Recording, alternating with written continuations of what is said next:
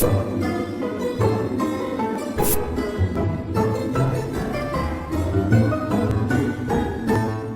everyone, I'm Moody Boo and welcome to my channel. If you're new, then thank you for showing up. And if you're returning, I really appreciate it. And I post twice a week on the weekends usually. And as my channel grows, I will try to post more often.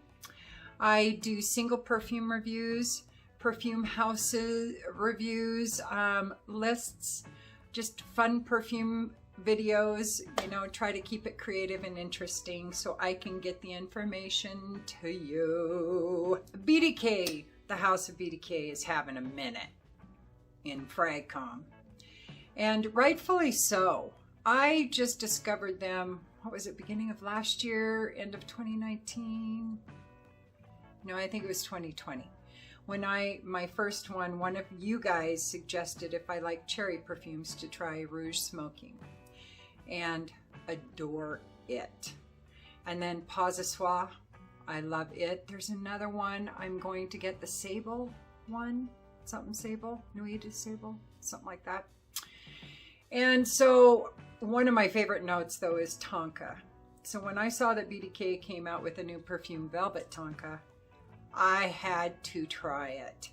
I got myself one of these lipstick decants. I don't know what they're called. Twist top decant. To me, it reminds me of lipstick. So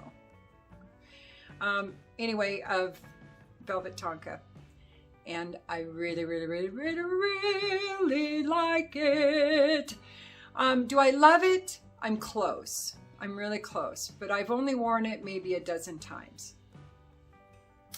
What this reminds me of is like a cherry almond biscotti or something like that. But it's definitely a cherry almond kind of an aroma to me. And not the really artificial kind of smelling cherry, more of the dessert kind of cherry, like cherry candy or something. And the almond is earthy. And like I said, has a hint of biscotti kind of a smell to it, like there's a little bit of rum or something in there. Oh, you want to know what's in it? Because there's no cherry. It's almonds, orange blossom, tobacco, rose oil, tonka bean, amber wood, bourbon vanilla, and amorous. Again, I don't know what amorous smells like. Everybody here has voted that the tobacco, the tonka, and the almonds, and the amberwood, and the vanilla are the 5 top prominent notes. And amberwood is another favorite note of mine. I definitely get it with this, but it's really about the almond, the tonka, and the tobacco.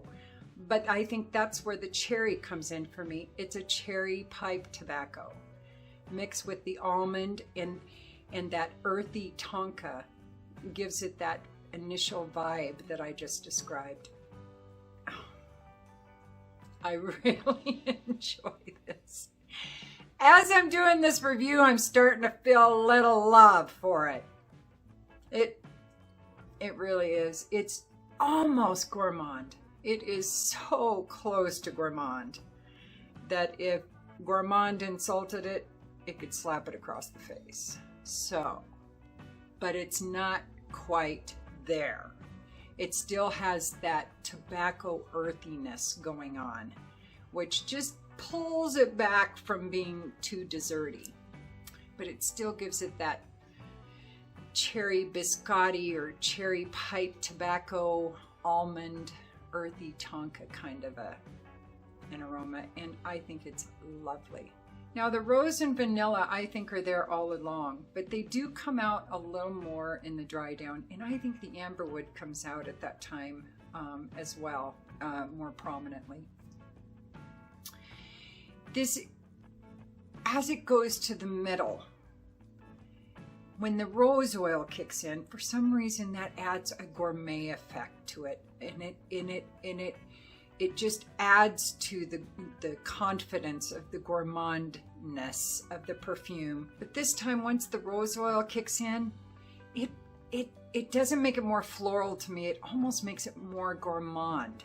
Because in the middle, instead of pipe tobacco, cherry pipe tobacco, that's when it becomes more of that cherry almond biscotti kind of an aroma, is when the rose oil kicks in. Don't ask me why, but that's what I picture. And that's when it's its most gourmand, in my opinion. And instead of being arm's length, where it could slap gourmand across the face, this time it is close enough to jump on its back and ride it like a bronco.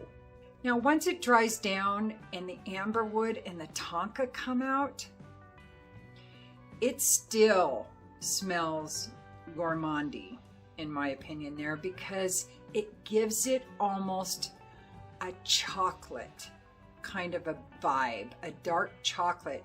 It's almost like this cherry almond is now mixing with this dark chocolate, and it's being drizzled over a wooden bowl. So it becomes woodier, a little less sweet, not a lot less sweet, a little less sweet. The cherry, biscotti, almondy smell kind of melds and meshes and blends with the amberwood and the tonka. I think it's very unisex. I think it's playful. I think it's fun. I think it's festive. I don't think it's real formal. And it never stops being sweet, but the sweetness changes. It isn't quite as intense in the dry down as it is in the top. Because in the top, with that cherry almond pipe tobacco, it's pretty intense. The sillage on that, it's hard to see through the sillage at that point. It's not that opaque. But once the amberwood and the tonka and it dries down and everything kind of mellows out a little bit, the sillage lightens up and it becomes much more translucent at that point, in my opinion. And much more wearable for year round in the dry down. The top, it can get kind of sweet. And it's, like I said, kind of intense. So I would be careful wearing it in the heat. Just saying, because I think it could bloom. I think there's potential for that. But it isn't a beast mode kind of perfume. I mean, I get 7 to 9 hours out of it, so that's really good. It's a full day's wearing. Can't ask for more than that. Well, I could, but I'd just be a selfish, entitled little twat at that point. It projects well with 2 sprays, every bit of arm's length, if not a little farther out for a good hour or so. And then it settles right about elbow's length, kind of a bubble around you. It smells smooth, very rich, gourmandy, and yet earthy at the same time. I think it's a nighttime perfume. And of course, BDK's prices are mid-range, so it's worth the money, in my opinion, because that bottle will last you a while. All right, well, that's it for BDK's Velvet Tonka. I adore it, and I will be buying a full bottle of it. So thank you for being here, and I really appreciate it. I appreciate you guys putting up with me. So it's been a crazy year already, just insane. I do have reviews coming up. Another one, a super slow burn, House of Ouds, Dates Delight. I have my part 2 of my rainbow perfumes, where I'm going to do my favorite brown, my favorite clear, white, black, silver, and gold fragrances. Do a review of those. And lots of other stuff. Yeah, no. It's coming. Oh, and my Latessa by Masque Milano, gorgeous iris perfume. I'm going to be doing a review of that too. I only had 2 samples of it though. And I want to finish going through at least half of the second sample before I do a review on it. because it's a little complex iris. It's not just a Il de Soliani kind of an iris. It has a lot of dimension to it, so I need to work with it some more. S'mores. Ooh, that sounds good. Can't eat it, but it sounds good. Anyway, okay, thank you again. And don't forget to like and subscribe and ring the bell and comment if you want. If you don't, it's all good.